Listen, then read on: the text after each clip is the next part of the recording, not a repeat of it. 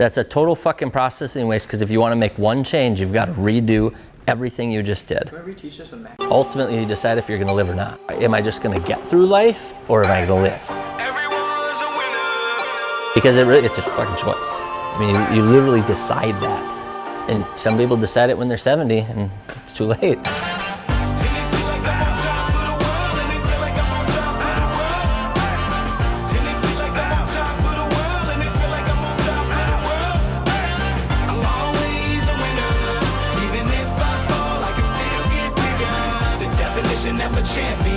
Definition of a champion, no.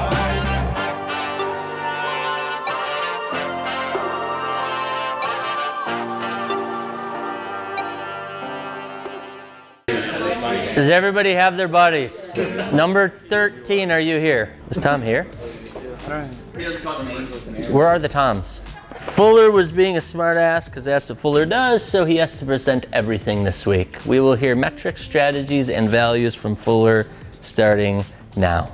No, talking your southern accent. Yeah, southern accent. British. Alright, so we're going to go over our metrics then. So for building update. Let's make shit weird, people. So by the time we get back from SEMA, it should look like a real building, and then they'll start doing stuff that we have to get involved in. Questions, comments? So we're going to do the back-over, since you guys are going to be in SEMA, they're doing everything while you guys are in SEMA. What is your plan? I actually just thought about it like 30 seconds ago. You said, and I went at the same time. Yeah, we've got a plan for that. What do you think, we're fucking stupid? Thought of that months ago. Shit, moments. We're gonna think about that moments from now. We're gonna learn something you guys that have been here have already learned, and then the other half of you have not learned. Process flow map. Last time I used one that was more traditional. This time I'm gonna use one that I think will hit home with more of you. And then next time I teach this to you, it will hit home with, I'll do a different one. So this one's gonna be all about making a hot new video. So absolutely everything you guys do can be put into these process maps. What is the very first step that happens when you go to make a hot new video, Bernie? You were sleeping, weren't you? No. Like your equipment? Okay. So that's about here. Junior, what was yours? Well, sorta, yeah. The walkthrough. So first you have to establish what you're gonna shoot a video on, right? So first you gotta do your walkthrough. What would be the next step? Yep. Check. List, I'll just put of shot. What's your next step? Scheduling it with you. Yeah, buddy. It's my favorite one when you remember to do that. Schedule with Sean.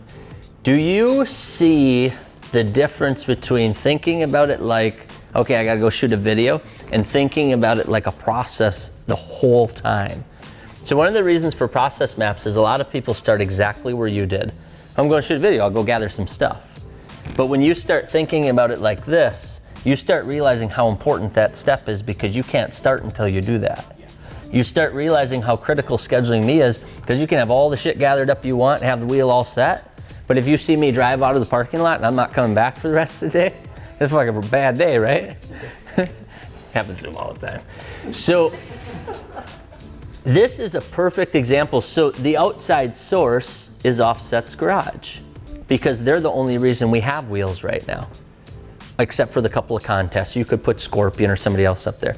So what happened to me is I've been sitting here thinking for the last 2 weeks, because in the summer when Offset's garage wasn't very busy, we had people coming in for spotlights because we'd hunt them down and bring them in here and we'd shoot spotlights. We had wheels coming in because we would send us some.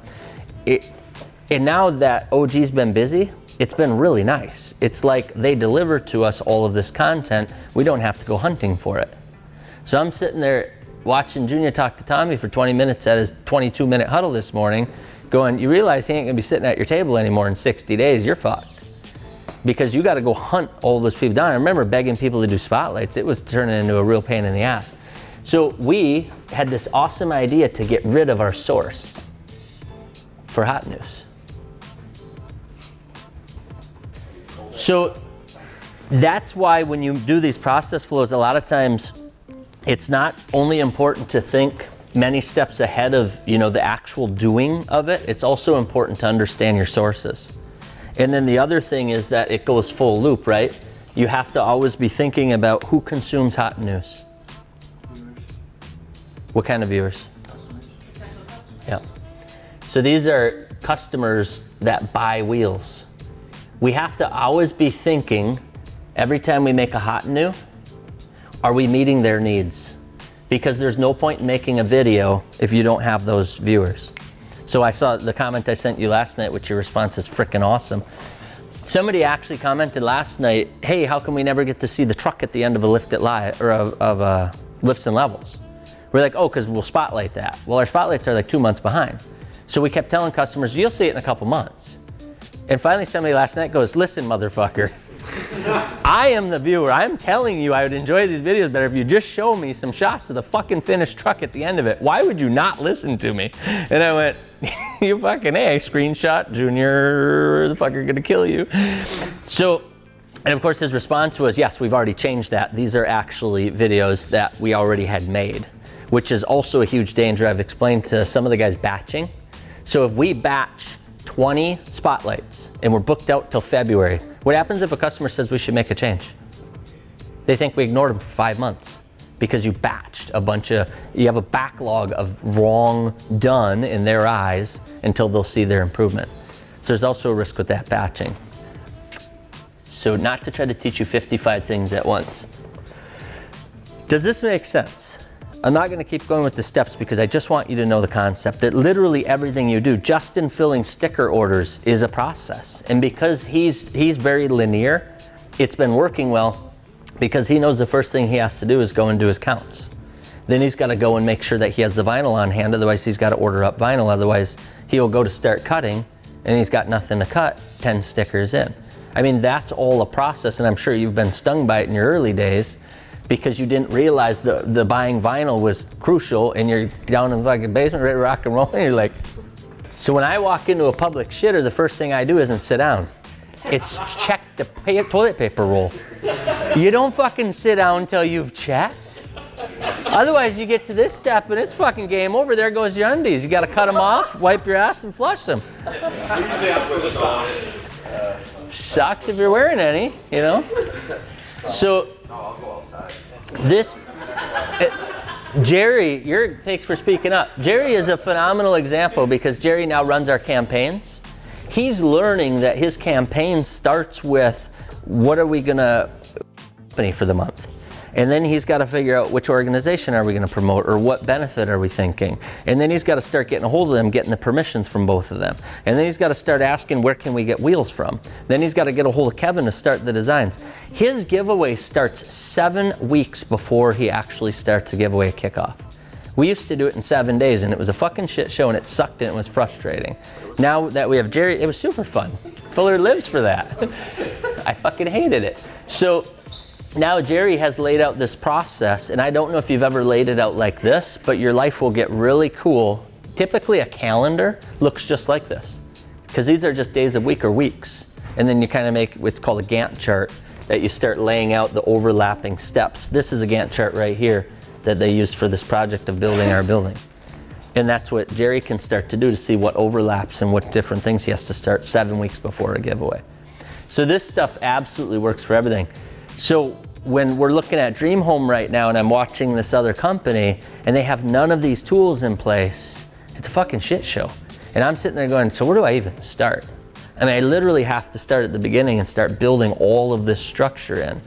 And my blood pressure goes up and I just start drinking. And then I message all of you guys because I'm really drunk. And I call that Wednesday. So, does that make sense? Any questions on that? Yeah, what'll really get you is if your checklist doesn't match your flow map, because now you're trying to do 2 conflicting things. So you got to constantly go back and do is make sure the flow map, the checklist, and the standard work all match. Otherwise, that's where you get the mixed confusion. And it's like, motherfucker, I knew I put that on there. You put it on one of the tools, but you forgot about the other two. And that's why batteries keeps tricking you. There's no batteries in that camera.